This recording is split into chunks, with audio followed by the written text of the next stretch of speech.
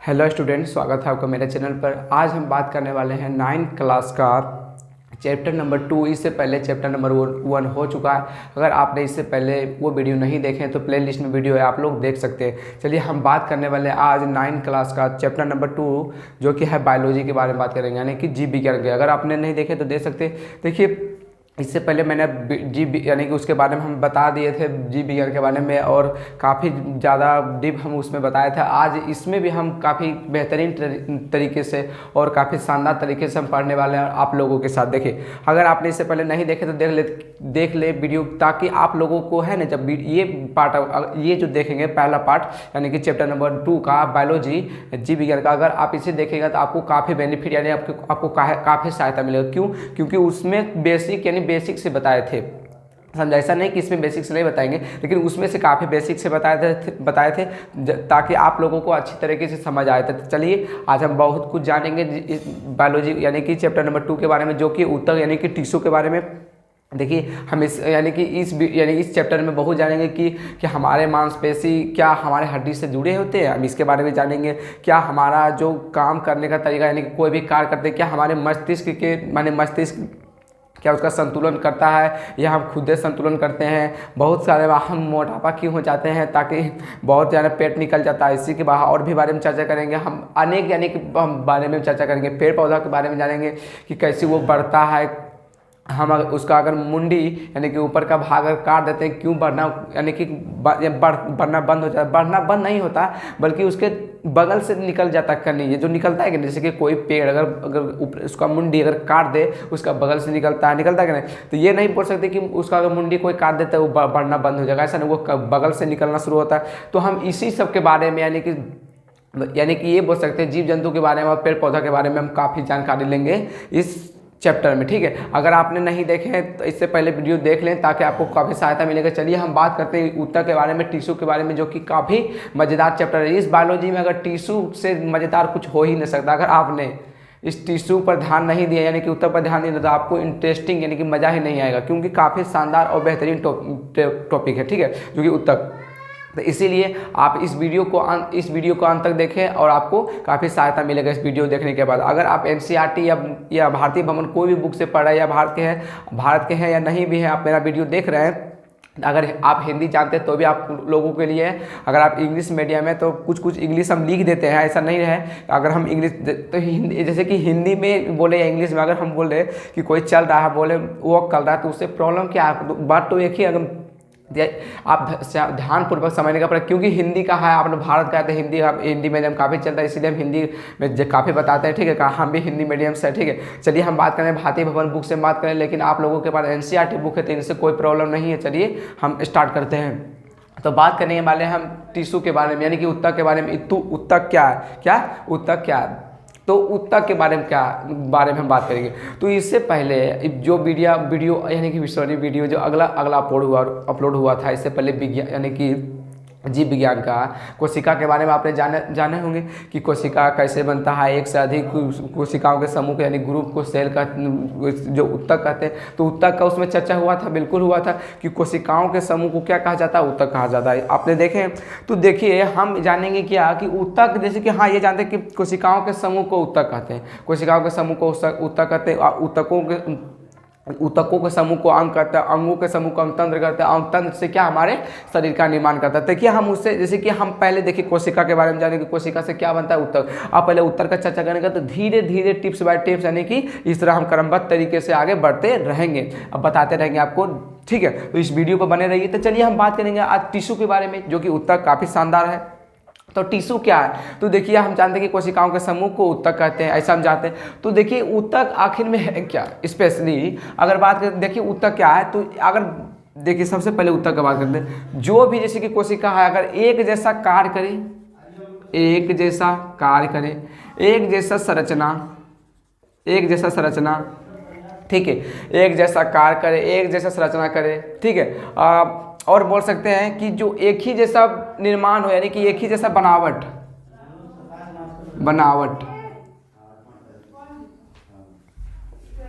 एक ही जैसा कार्य हो, एक ही जैसा संरचना हो, एक ही जैसा बनावट जो ऊतक का हो, जो जहाँ से उत्पन्न हुआ, यानी कि एक ही जैसा कार्य कर रहा है, एक ही जैसा संरचना कर रहा है, एक ही जैसा एक ही जगह से उत्पन्न हुआ, एक ही जैसा बनने का निर्माण हुआ। मेरा कहने का ये मतलब है कि ऊतक हम उसे कहेंगे जो एक ही जैसा वो एक ही जैसा ऊतक हो। मतलब कि देखिए एग्जाम्पल के आप तौर पर बताते हैं। देखिए सबसे पहले बात करते हैं कि कोई ऊतक है, कोई ऊतक अगर गोल है तो वो गोल ही एक ही जैसा समान हो, एक ही जैसा संरचना करेगा। अगर कोई एक जैसा यानी कि गोल जैसा कोई ऊतक है तो वो एक ही संरचना करेगा। अगर कोई लंबाई जैसा यानी कि लंबा जैसा कोई ऊतक है, लंबा जैसा कोई ऊतक है, ठीक है। अब बोलेगा अंडानन पाना, अंडानन जैसे कि बता रहे हैं। देखिए अगर कोई लंबे जैसा ऊतक है तो वो एक ही जैसा कार्य करेगा, यानी कि एक ही जैसा संरचना बनाएगा, एक ही जैसा काम करेगा।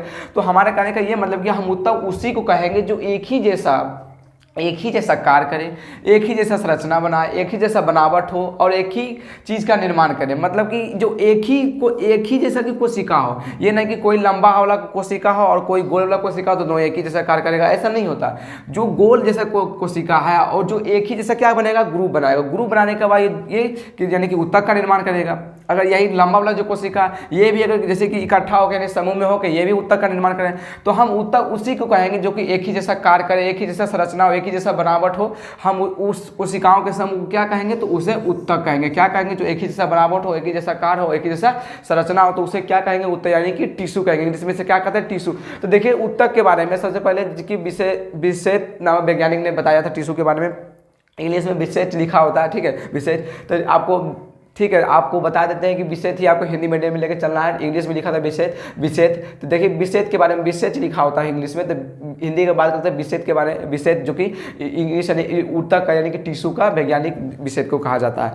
तो अगर आप इसे देखिए, अगर हम एग्जाम्पल के तौर पर बताए थे, आप जीव जंतु का अध्ययन करते हैं तो उसे क्या कहते हैं, जीव जंतु का अध्ययन करते हैं तो उसे क्या कहते हैं, बायोलॉजी।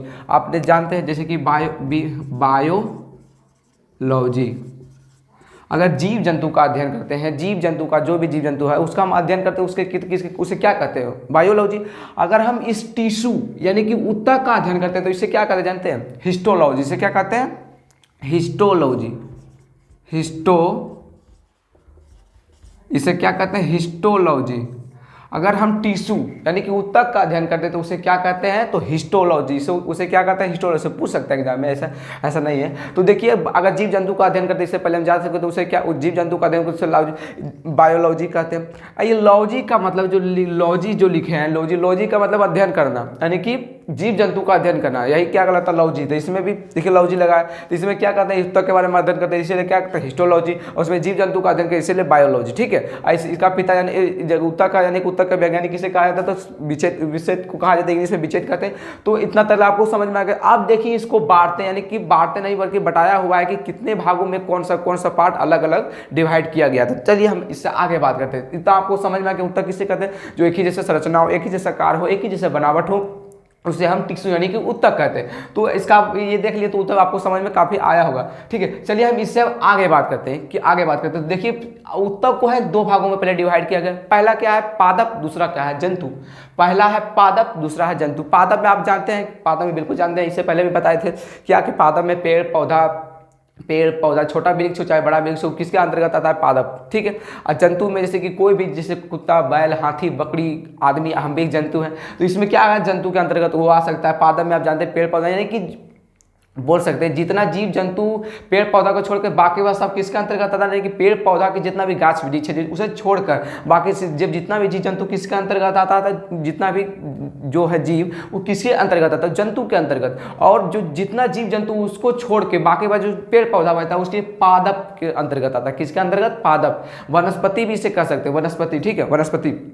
तो ऊतक को पहले दो भागों में डिवाइड किया। पहला क्या है, तो पादप है, दूसरा क्या है, जंतु, ठीक है। चलिए हम ऐसे हम आगे बढ़ते, ठीक है। सबसे पहले हम ठीक है हम ज़्यादा लगा रहे हैं 2-3 वीडियो में, आप लोग बुरा ना मानिएगा, क्या करें, थोड़ा सा हो जाता है।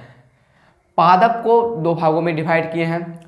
पहला है विभज्योतकी, दूसरा है अस्थायी ऊतक।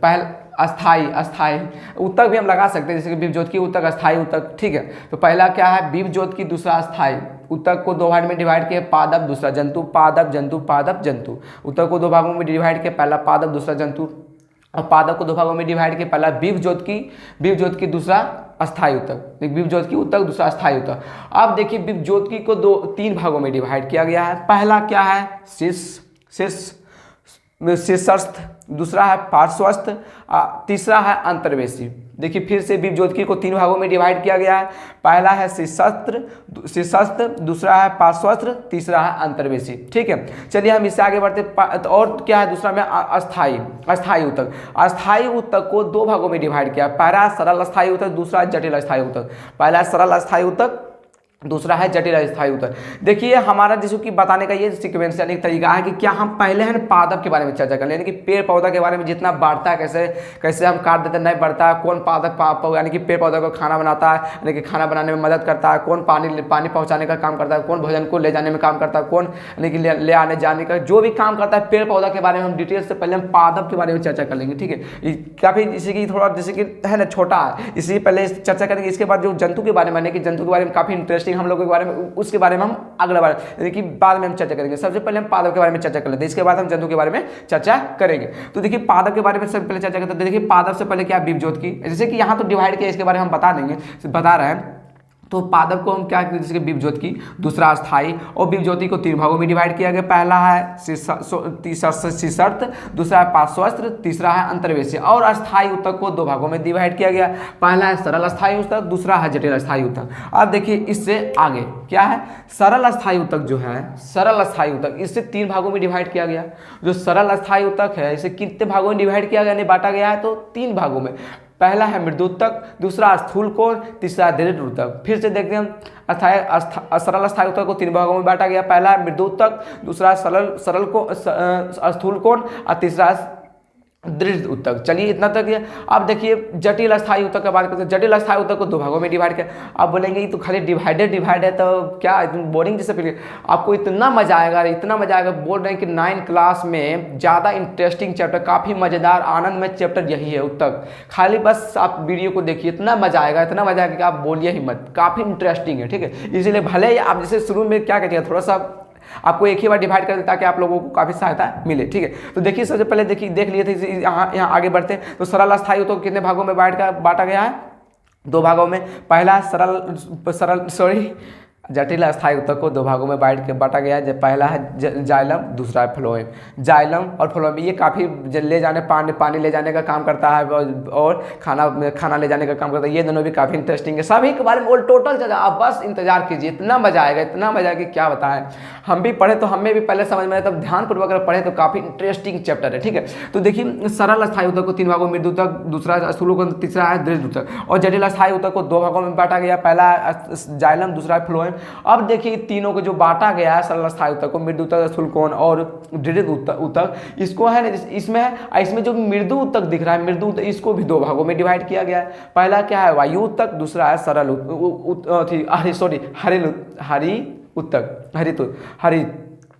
हरित ऊतक। हाँ, पहले जैसे कि मृदु ऊतक को 2 भागों में, वायु ऊतक, हरित ऊतक, वायु ऊतक, हरित ऊतक। अब देखिए ये भी देख लिए, काफ़ी इतना तरह देख लिए। अब हम आगे सबसे पहले हम बात करेंगे किसके बारे में, तो ये पादप के बारे में। आप जान गए पादप यानी कि पादप उसे कहेंगे जिसके बारे में हम वनस्पति विज्ञान के बारे में, वनस्पति के बारे में अध्ययन करते हैं, पेड़ पौधा के बारे में अध्ययन करते हैं, उसे हम पादप ऊतक कहते हैं। यानी कि पेड़ पौधा के बारे में अध्ययन करते हैं, उसे क्या कहते हैं, पादप ऊतक। तो पादप ऊतक के बारे में जानेंगे जिसके पेड़ पौधा जो भी गाछ वृक्ष के बारे में अध्ययन करते हैं। तो इसको है ना 2 भागों में, विभज्योतिकी, अस्थाई ऊतक। तो सबसे पहले हम बात करेंगे विभज्योतिकी। क्या बात करेंगे, विभज्योतिकी। इसके बाद हम विभज्योतिकी की बात करेंगे, इसके बाद हम अस्थाई का बात करेंगे, इसके बाद फिर इसका जो कैटेगरी यानी कि जो बांटा गया है इसके बारे में हम चर्चा करेंगे। तो इससे हम आगे बात करते हैं कि अगले वीडियो में क्या होगा। ठीक है, तो देख लिया आप ऊतक के बारे में, टिश्यू के बारे में। चलिए हम तो आगे देखिए। ठीक है, चलिए हम बात करें विभज्योतिकी ऊतक के बारे में। तो इससे आगे देखिए हम बात करेंगे। तो देखिए विभज्योतिकी ऊतक के बारे में बात करेंगे। क्या विभज्योतिकी ऊतक में, अब देखिए विभज्योतिकी ऊतक क्या है। विभज्योतिकी पहले 2 ठो देखे थे पादप का, विभज्योतिकी ऊतक, दूसरा क्या, अस्थाई ऊतक। विभज्योतिकी, दूसरा अस्थाई। तो ये विभज्योतिकी जो होता है ना, विभज्योतिकी जो होता है, ये नवजात शिशु मतलब क्या समझते हैं, जो बच्चा होता है यानी कि काफ़ी जो छोटा होता है, नवजात शिशु काफ़ी यानी कि स्टार्टिंग पॉइंट यानी कि शुरू जो होता है, सूर्य स्थल यानी कि शुरुआती जो होता है, जो बच्चा नवजात शिशु, वो विभज्योतिकी ऊतक के अंतर्गत आता है। विभज्योतिकी यानी कि जब से छोटा यानी कि सबसे शुरुआती में। ठीक है, और अस्थाई ऊतक मतलब कि जवान हो गया यानी कि काफ़ी बड़े हो गया है, ठीक है, उसका सीमित हो गया यानी कि अस्थायी हो गया। और ये विभज्योति की बात करें तो ये शुरू यानी कि स्टार्टिंग पॉइंट, समझ स्टार्टिंग है काफ़ी, यानी कि नवजात शिशु का समझ सकते हैं, नवजात शिशु की जो बच्चा स्टार्टिंग है शुरू में, तो यही है ना विभज्योति की उत्तक, उसी अंतर्गत आता है यानी कि शुरू का स्टार्टिंग पॉइंट। अब देखिए इसका बात करते हैं कि कोशिका यानी कि उत्तक की विशेषता क्या है, कि जो यानी कि विभज्योति की उत्तक की क्या विशेषता है, इसके बारे में यानी कि विश्लेषण अगर करना करते देखिए कि क्या विशेषता क्या है और क्या नहीं है विभज्योति की उत्तक में। तो ये विभज्योति की उत्तक का जो कोशिका होता है इसके अंदर वो क्या होता है, जीवित होता है कि मृत होता है, हाँ बताइए, जीवित होता है मृत होता है, बिल्कुल जीवित होगा कि नहीं, तो जीवित है यानी कि विभज्योति की उत्तक, वो जीवित तो ये होगा, अगर मृत रहेगा तो कैसे विभज्योति की उत्तक कैसे कह सकते हैं यानी विभज्योति की उत्तक। अब बोले गए थे हमारे यानी कि जीव जंतु में हमारे में जैसे कि जो उत्तक है मृत रहता है, कि जो भी कोशिका रहता है वो मृत रहता है, या बोल सकते हैं जीवित, बिल्कुल निर्जीव और यानी कि मृत और जीवित दोनों होता है। बोलिए कैसे, क्योंकि हमारा बाल का जो कोशिका है ये मृत है, ठीक है, और बाकी बात जो हमारे शरीर में और भी कोशिका जो क्या है जीवित है, तो हमारे शरीर में वैसा भी कोशिका जो मृत और सजीव यानी कि मृत और जीवित दोनों है, समझे। तो अगर यही अब विभज्योति की उत्तक की बात करें तो इसमें जो जितना भी कोशिका होगा यानी कि कोशिका का जो समूह होगा यानी कि जो इसे उत्तक कहते हैं, तो उत्तक क्या होगा, उससे वह जीवित होगा, किसके विभज्योति की उत्तक के अंतर्गत, ठीक है। तो विभज्योति के अंतर्गत जो जीवित है ये जो कोशिका होगा यानी टिश्यू जो होगा वो क्या होगा, तो वो जीवित होगा, क्या होगा, जीवित। अब देखिए बात करते हैं अव्यस्त। अव्यस्त का मतलब क्या, ये अव्यस्त है, तो अव्यस्त क्या है, तो हमने देखा जैसे कि इससे पहले देखेंगे आगे कि जो अस्थाई उत्तक है यानी कि अस्थाई उत्तक, तो अस्थाई उत्तक मतलब उसका सीमित हो जाता है यानी कि एक साइज बन जाता है अस्थाई, कि तुम हाँ इतना अस्थाई हो सकता है। जैसे कि किसी का भी जैसे कि युवा यानी कि कोई भी बच्चा हो, कोई भी जीव हो, तो उसका क्या हो जाता है, यानी कि हम अपना बात करते हैं या किसी का भी कोई भी व्यक्ति का बात करते हैं, तो उसका जब बढ़ने का जो सीक्वेंस होता है यानी जो बढ़ रहा है तो एक सीमित पर यानी कि सीमित होता है कि हाँ तुम इतना यानी कि इतना बढ़ गया।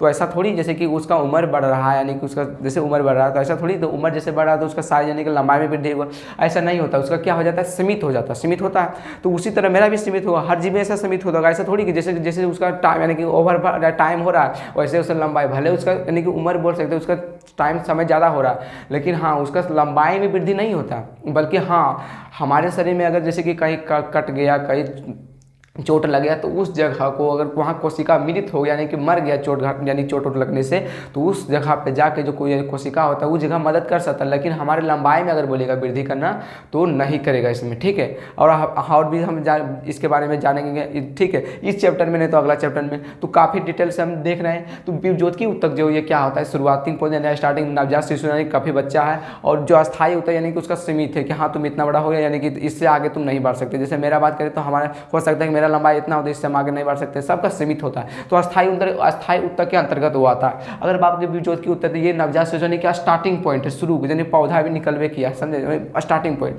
तो ये विभज्योति की उत्तक का बात करते हैं। ये विभज्योति की उत्तक जितना कोशिका यानी कि समूह होता है तो वो क्या होता है, जीवित होता है, क्या होता है, जीवित। अब बात कर रहे थे हम अव्यस्त के बारे में। अव्यस्त जो अव्यस्त मतलब कि इसका व्यस्त है, इसका अगर जो कोशिका का जो समूह है, मान लीजिए कि जैसे कि ये कोशिका है, ठीक है, ये जो विभज्योति की उत्तक है जो कोशिका है इसका सीमित है, मतलब कि ये बोल सकते हैं इसका व्यस्त है, एक जगह इकट्ठा हो गया कि हाँ तुम इतना सीमित हो गया, इससे आगे नहीं बढ़ सकता, ऐसा। ये तो स्टार्टिंग पॉइंट शुरू ही हुआ है, कैसे नहीं बढ़ेगा, बिल्कुल वो इसके यानी कि लंबाई में वृद्धि होगा, चौड़ाई में वृद्धि होगा, काफ़ी शरीर में वृद्धि होगा। तो ये बोल सकते हैं कि ये जो विभज्योति की उत्तक है अव्यस्त होता है, व्यस्त नहीं होता। व्यस्त सिर्फ अस्थायी उत्तक के अंतर्गत आ सकता है क्योंकि उसका सीमित हो जाता है, इसीलिए विभज्योति की उत्तक का बात करते हैं ये क्या होता है, अव्यस्त होता है। क्या आता है, अव्यस्त। तो पहला है जीवित, ये होता है। दूसरा क्या है, ये अव्यस्त होता है, व्यस्त नहीं होता। हाँ अस्थायी उत्तक में व्यस्त हो सकता है, तो इसमें क्या होता है, अव्यस्त, व्यस्त नहीं होता है, ठीक है। तो अगर तीसरा का बात करते हैं, ये विभाजन भी करता है। अगर विभाजन नहीं करेगा कोई भी कोशिका, तो विभाजन नहीं करेगा तो कैसे वृद्धि होगा, लंबाई में या चौड़ाई में। जैसे कुछ भी हमें शरीर में कुछ भी वृद्धि हो रहा है तो हमें विभाजन के दौरान, तो अगर कोशिका विभाजन नहीं होगा तो कैसे वृद्धि होगा, बिल्कुल नहीं। अगर हमारे शरीर में जैसे कोशिकाओं को कैसे धीरे धीरे ग्रुप कैसे बढ़ते, मान लीजिए 2 कोशिका 2 से 4 हुआ, ठीक है, 4 हुआ, 4 से 8, 8 से 16, 16 से 32, 32 से 64, इस तरह क्या होता है, संख्या में वृद्धि होता है। और संख्या में वृद्धि होते धीरे धीरे क्या होता है, कोशिकाओं के समूह के मिलने वाले यानी कि ग्रुप के सेल के समूह को क्या कहते हैं, तो उसे उत्तक कहते हैं यानी कि टिश्यू कहते हैं। और उत्तकों से समूह के यानी कि उत्तक से समूह होता है, उससे क्या निर्माण होता है, एक अंग का निर्माण होता है। मान लीजिए देखिए कोशिकाओं का जो समूह है धीरे धीरे मिलने के बाद ये क्या किया, ऊतक का निर्माण किया। ये ऊतक का निर्माण धीरे धीरे, ये ऊतक, ये भी एक जैसे ऊतक का निर्माण हुआ, ये ऊतक क्या हुआ, ये भी एक समूह बनाएगा, ऐसा थोड़ी, ये भी ऊतक का एक जैसे मान लीजिए कि ये ऊतक है, एक ऊतक मान लीजिए कि यहाँ भी एक ऊतक है, तो ये धीरे धीरे जो ऊतक जो निर्माण हो रहा है ये भी एक ग्रुप बना रहा है, ग्रुप तो बना रहा है। तो ये ग्रुप बनाने के बाद यानी कोशिकाओं के समूह को ऊतक, और ऊतक के समूह को क्या कहते हैं, तो अंग कहते हैं, उसे क्या कहते हैं, अंग कहते हैं। अब बोले बता रहे थे विभाजन के बारे में कहाँ कहाँ से आ गए, लेकिन थोड़ा सा जान लीजिए, काफ़ी आपको सहायता मिलेगा आगे जाके।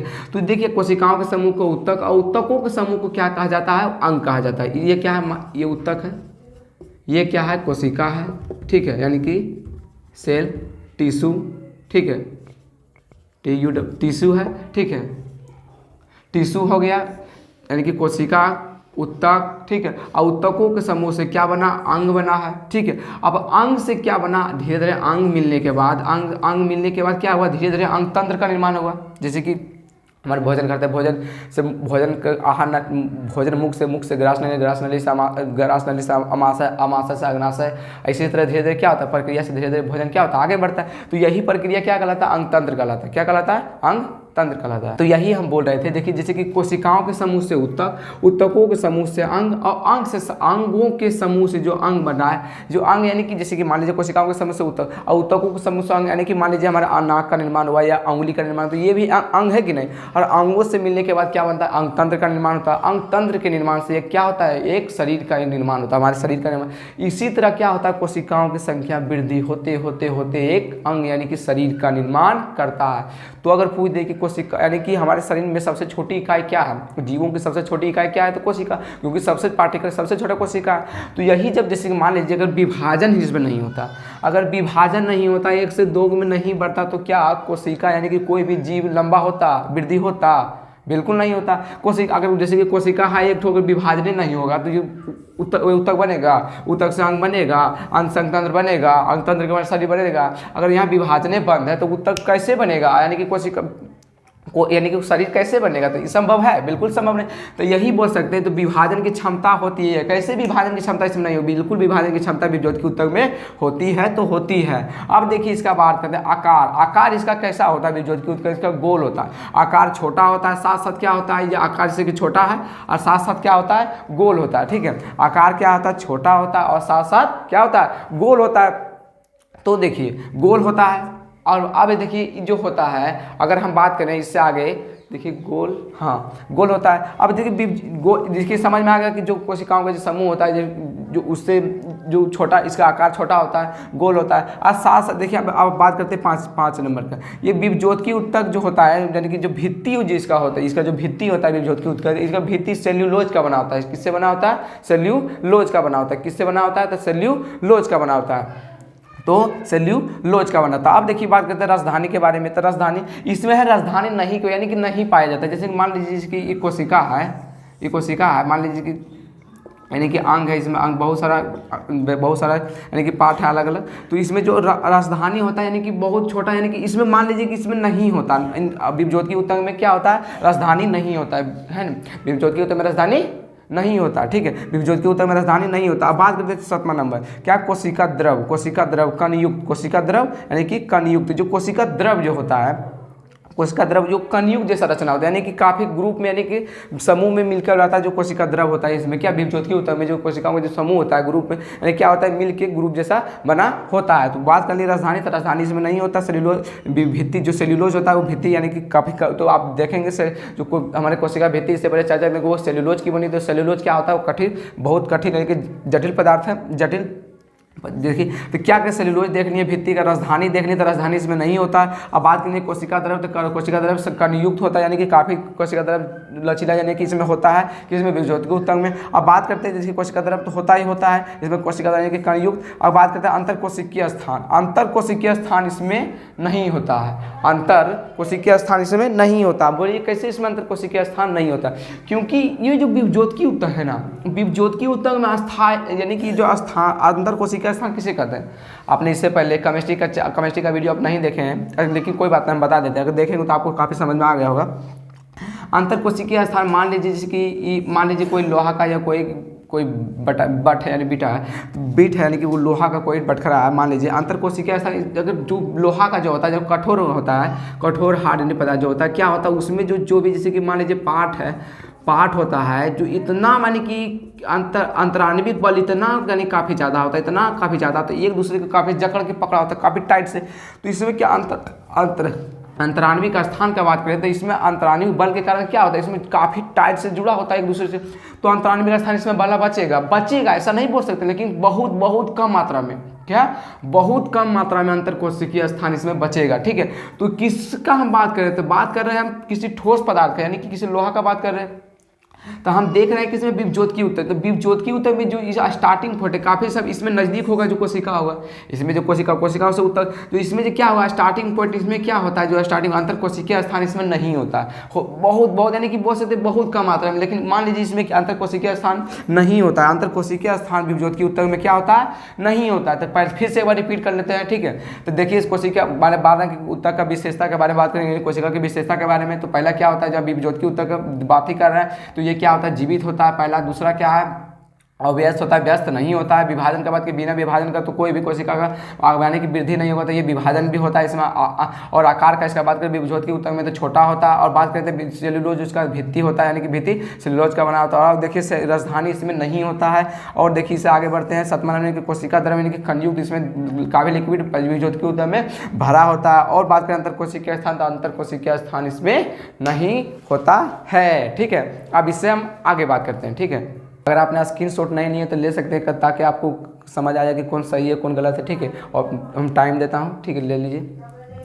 चलिए आगे, अब इससे आगे देखिए क्या है कि अब हम बात कर रहे हैं कि विभज्योत की उत्तक जो देखे थे, विभज्योत की उत्तक उसका प्रकार कि क्या प्रकार क्या होता है, देखे थे 3 प्रकार का होता है, देखे थे ना, शीर्षस्थ, पार्श्वस्थ और अंतर्वेशी। शीर्षस्थ, पार्श्वस्थ, अंतर्वेशी 3 ठो देखे थे किसका, विभज्योत की उत्तक का प्रकार। तो देखिए प्रकार का बात करते हैं किसका, विभज्योत की उत्तक, जो काफ़ी इंटरेस्टिंग नहीं बल्कि बहुत बल्कि इंटरेस्टिंग।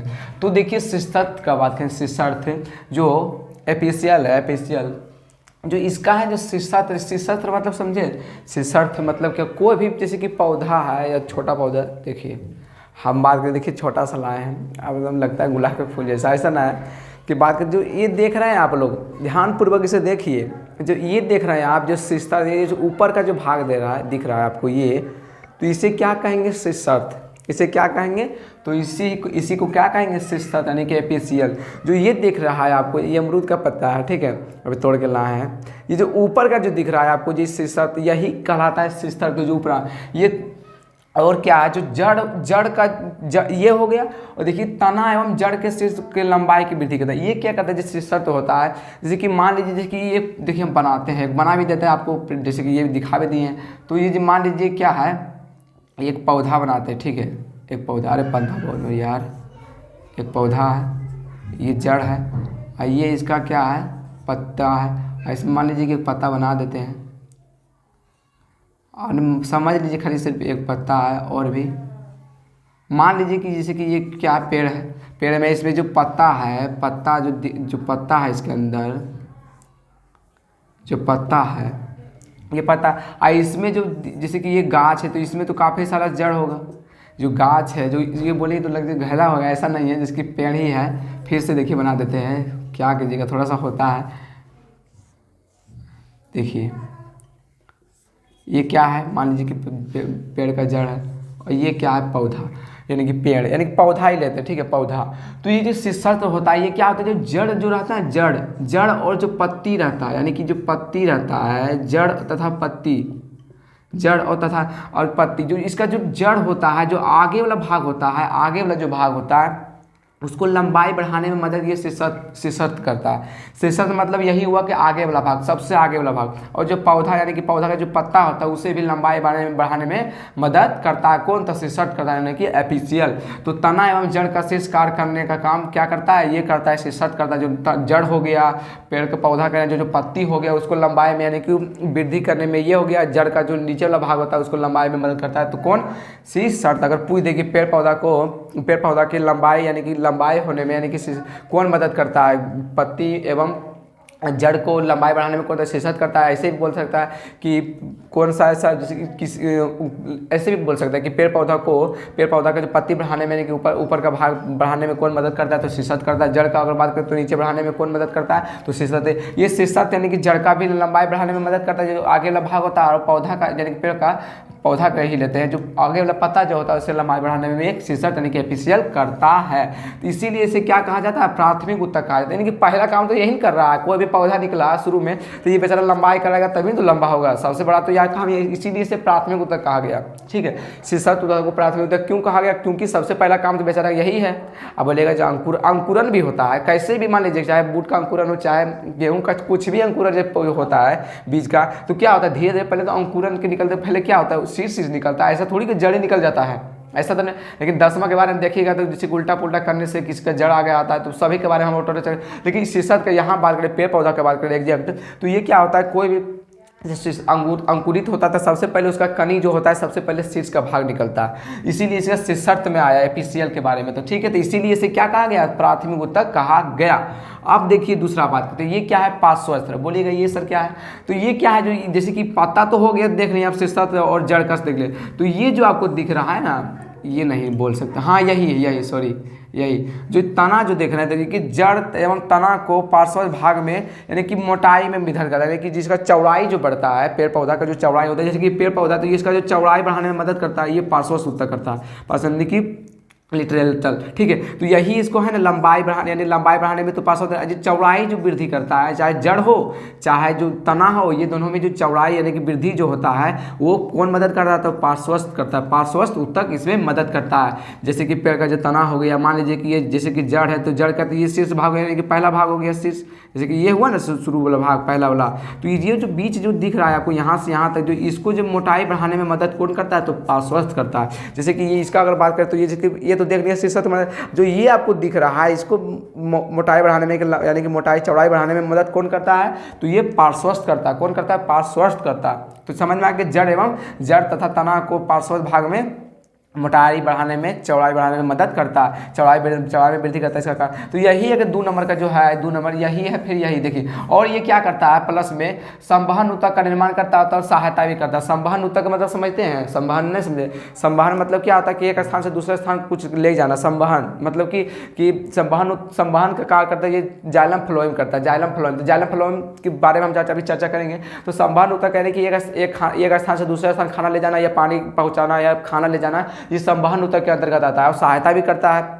ठीक है, तो ये संवहन ऊतक का निर्माण भी करता है और साथ साथ क्या सहायता भी करता है, कौन, तो पार्श्वस्थ ऊतक। ठीक है, इसीलिए इसे क्या कहा गया, द्वितीय ऊतक कहा गया। इसे क्या कहा गया, द्वितीय, यानी कि दूसरा भी इसका काम है, इसलिए द्वितीय ऊतक कहा गया।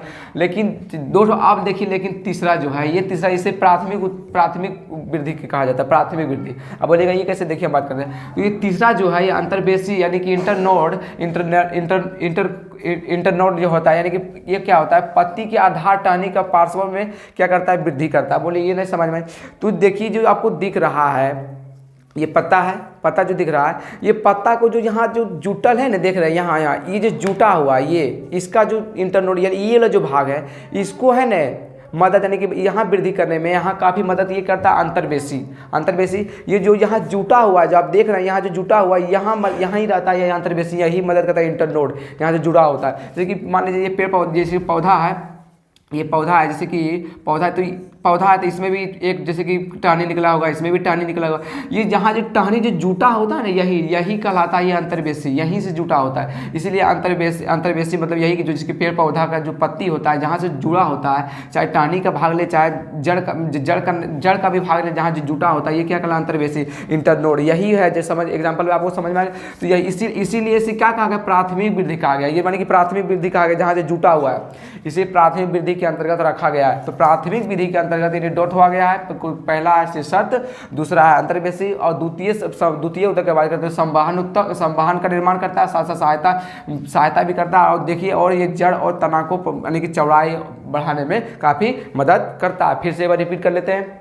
क्या देख रहे थे तो विभज्योतिकी उत्तक का प्रकार देख रहे थे। पहला था शीर्षक, दूसरा था पार्श्ववर्ती, तीसरा था अंतर्वेशी। तो पार्श्व शीर्षक किसे कहते हैं, जो जड़ एवं पत्ती का जो शीर्ष भाग में लंबाई कराने में मदद करता है उसे क्या कहते हैं, शीर्षक करते हैं। और इसे प्राथमिक उत्तक भी कहते हैं। दूसरा क्या था तो पार्श्ववर्ती कहता है। ये पार्श्ववर्ती के जड़ यानी कि जड़ कब बोल सकते हैं, या बीच का जो तना होता है उसे मोटाई यानी चौड़ाई बढ़ाने में मदद करता है, वो पार्श्ववर्ती कहते हैं। साथ साथ ये संवहन उत्तक का निर्माण करता है और साथ साथ क्या करता है, प्लस में ये कुछ सहायता भी करता है किसे, पेड़ पौधा का जो तना पर चौड़ाई बढ़ाने में, ठीक है। इसीलिए इसे क्या कहा गया, द्वितीय उत्तक कहा गया था। अंतर्वेशी का स्थानीय अंतर्वेशी यानी कि इंटर नोड, मतलब ये हुआ कि जैसे कि जिस पत्ती का जो जहाँ जुड़ा होता है टहनी जो वहाँ पे जो काम करता है तो इंटर नोड के अंतर्वेशी उत्तक होता है। वहाँ क्या होता है, अंतर्वेशी इंटर नोड के कारण यहाँ से एक दूसरे से जुड़ा होता है, इसीलिए क्या करता है, इसे अंतर्वेशी यानी कि इंटर नोड। इसीलिए पत्ती के आधार एकदम टहनी के पर्व में क्या होता है, ये रहता है अंतर्वेशी। इसीलिए इसे क्या कहा गया, प्राथमिक वृद्धि कहा गया। इसे क्या कहा गया, तो प्राथमिक वृद्धि कहा गया, यानी कि प्राथमिक उत्तक भी कह सकते हैं।